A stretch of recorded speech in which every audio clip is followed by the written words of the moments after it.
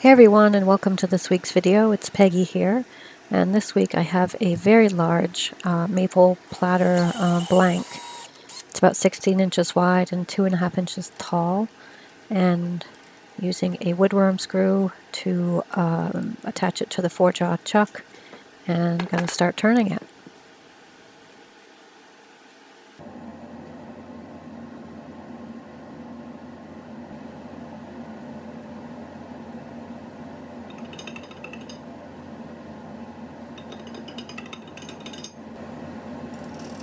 So as expected, it is out of round, and as you can see when I put my tool on the top of the blank, it bounced around quite a bit. So that's expected with most any blank. Even if it is round, it's probably out of balance. So taking some light passes here to get it in balance, and close-up shot here of some final passes on the outside of the blank before starting work on the bottom. And sped up a little bit here from 650, now at around 800, and using the bowl gouge to, again, just lightly remove some material.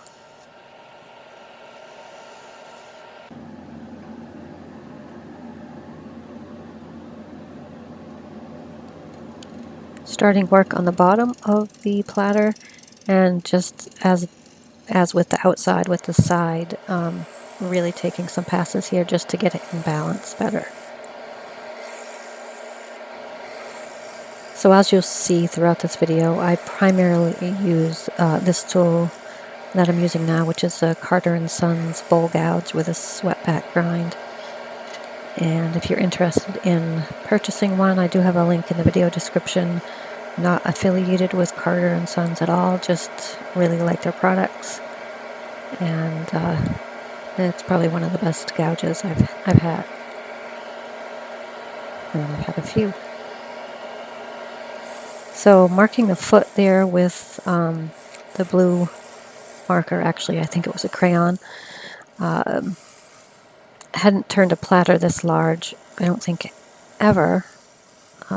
I turned some platters that were probably 12 inches, but this one is 16, so really trying to figure out the foot and what dimensions make the most sense. Some people will say you should go in thirds, you know, that the foot should take up a third, and then there's a middle third and the outer third. Sometimes I really just eyeball it.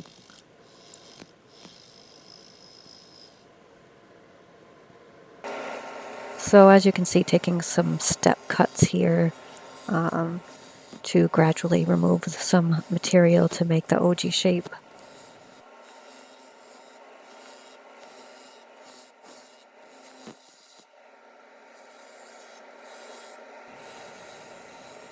Doing some pull cuts here, and stopping the lathe every so often to check the progress. Here I have the diamond parting tool where I am defining the foot, defining the recess of the foot, I should say.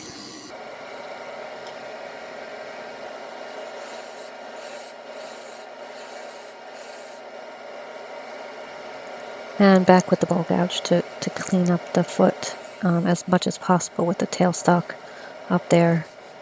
I will be removing the tailstock at some point here soon. Just trying to get the recess good there with the diamond parting tool again. And with the tailstock removed, have more room to really refine the shape, working on the outside of the platter to form the OG shape. Really just have to sneak up on it, or at least I do. Stopping quite a bit to check the shape.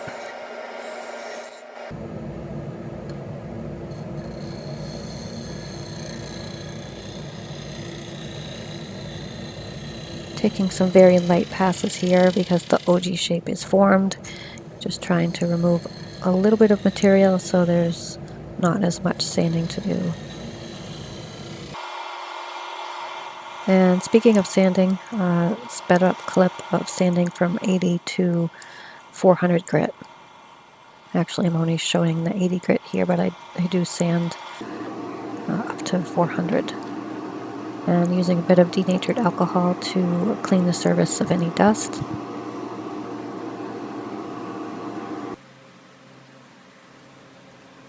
And I denibbed the surface with a Scotch-Brite pad before applying the sanding sealer. And the sanding sealer, as usual, is a mix of 70% sanding sealer, and I use Zinsers if anyone wants to know, and 30% denatured alcohol. So after applying one coat of the sealer, I start with the Axe products. And the Axe abrasive paste is the first of two. And if you're interested in the Axe products, there is a 10% coupon code at checkout if you use code PF10. Link in video description for that. So applying the Axe paste over all of the surface, making sure to rub it in really good, and then turn on the lathe and remove it until there is none on the paper towel.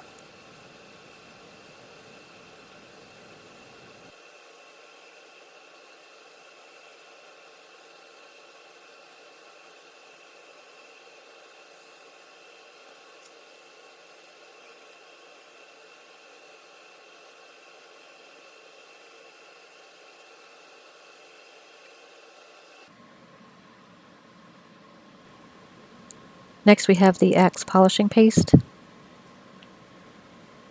And as with the abrasive paste, put it all over the surface that you want to polish. In my case, it's the whole bottom. Apply a thin coat. And then with the rag that still has the polishing paste on it, use that to turn it, and then with a clean rag, speed up the lathe and buff it off. And when you're done, you get a really nice finish. So here I have the blank reversed in the 4-jaw chuck and starting the hollowing process. Checking to see how in balance it is, and it's pretty good.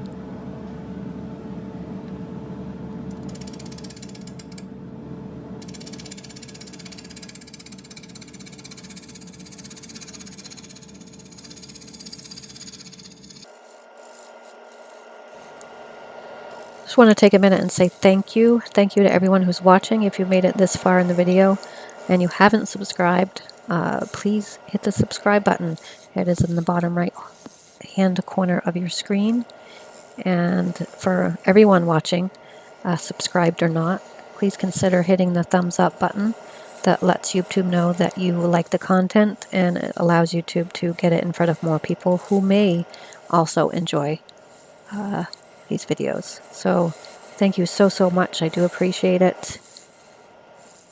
And we will continue on with the hollowing process.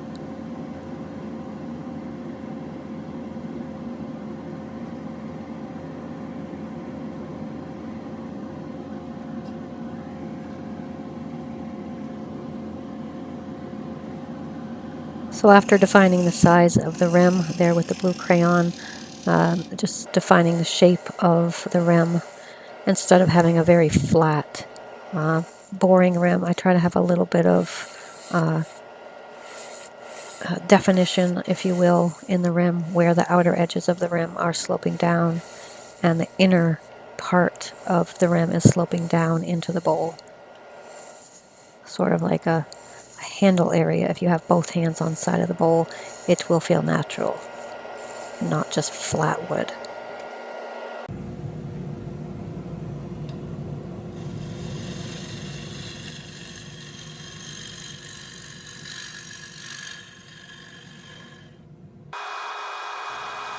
Now I spent some time defining that little lip between the rim and the inside of the bowl, and while it looks nice here, it does end up getting turned away, and you'll see why if you stick around.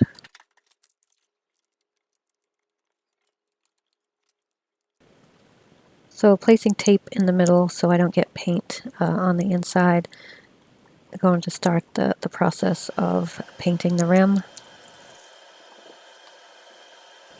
So I use a black matte spray paint, which is this Fusion Krylon. I will link it in the video description. Really gave a nice matte finish. I liked it. So this is going to be take 1 of 2 of painting the rim. This first one is sped up quite a bit because I don't end up keeping it as the final finish. And so, but I just wanted to show you what I did, what I didn't like, and what I ended up with. So what you see here is not the final finish. But these are acrylic paints. I'm using silver, gold, and blue here. And it just didn't come out the way I had envisioned, so fail. Fail. So after regrouping and turning all of that previous finish away, spray painting it black again, and here I have some gold, silver paint, acrylic paint, and also put in some pinkish purple, and this finish comes out much better, in my opinion at least. Watch until the end and tell me what you think. It does evolve from here a little bit, so stick around.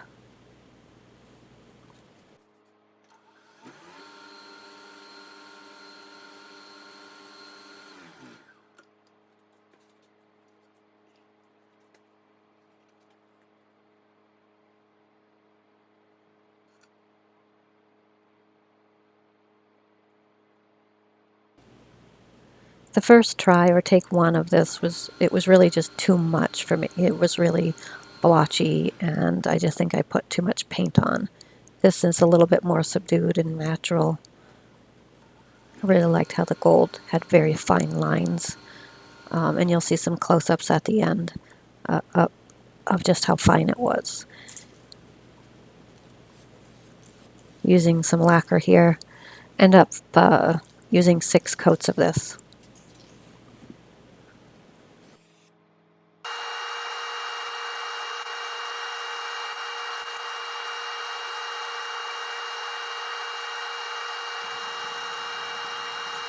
So after 6 coats of lacquer and drying it obviously in between coats, I remove the tape so I can start finishing the inside, which doesn't take too much work. It's already at the approximate depth that I'm going for. Just going to define that rim. I'm making sure there's a clean transition between the rim and the inside of the bowl.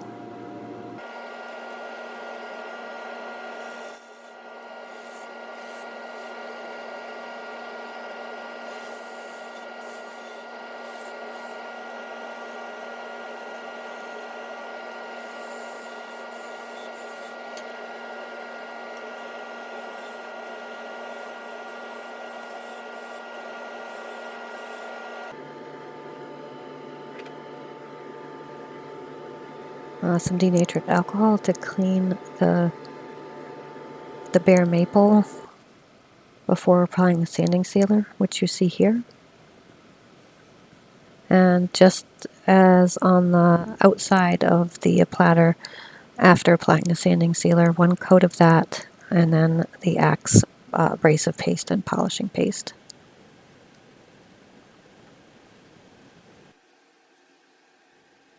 I get asked quite a bit, especially recently, if I will show my face on the videos, because generally you just see me working on the projects. I have talked in videos and been visually present at the same time in previous videos, but I'm mentioning this because if you do visit the Axe website, you will see me. So feel free to go over to axewoodpaste.com and check out their products.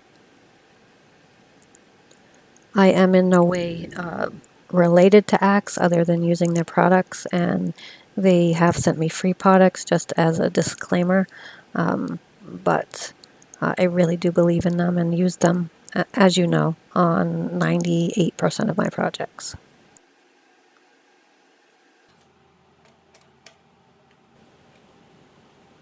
So removing the platter from the lathe, it is all finished minus my branding logo.